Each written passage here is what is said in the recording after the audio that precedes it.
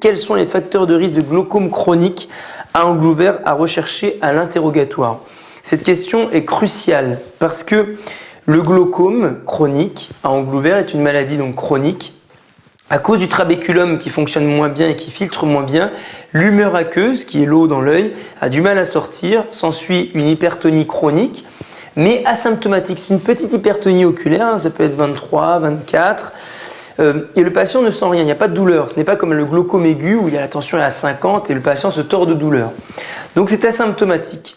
Et au fur et à mesure, l'hypertonie oculaire va écraser le nerf optique, va provoquer une altération du champ visuel qui peut aller jusqu'à une cécité, et ça de manière insidieuse sans que le patient s'en aperçoive. Et c'est à l'ophtalmologiste de dépister quelles sont les populations à risque d'avoir un glaucome chronique.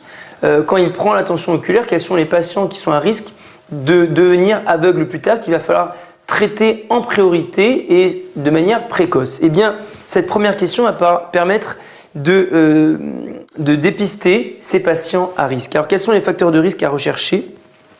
Eh bien, il y a deux très importants. Le premier, c'est l'hypertonie oculaire. L'hypertonie oculaire n'est pas synonyme de glaucome. L'hypertonie oculaire fait partie du glaucome, est un facteur de risque de glaucome. Mais un patient qui a une hypertonie oculaire n'a pas forcément de glaucome, n'a pas forcément la maladie avec le nerf optique abîmé. Mais par contre, il est à risque de le développer plus tard, le glaucome. Il est à risque d'abîmer son nerf optique et d'avoir une altération du champ visuel plus tard.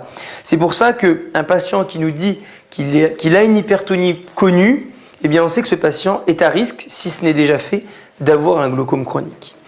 Deuxième facteur de risque, c'est les antécédents familiaux d'hypertonie oculaire ou de glaucome. En effet, il existe 30% de glaucomes familiaux, on a identifié des gènes.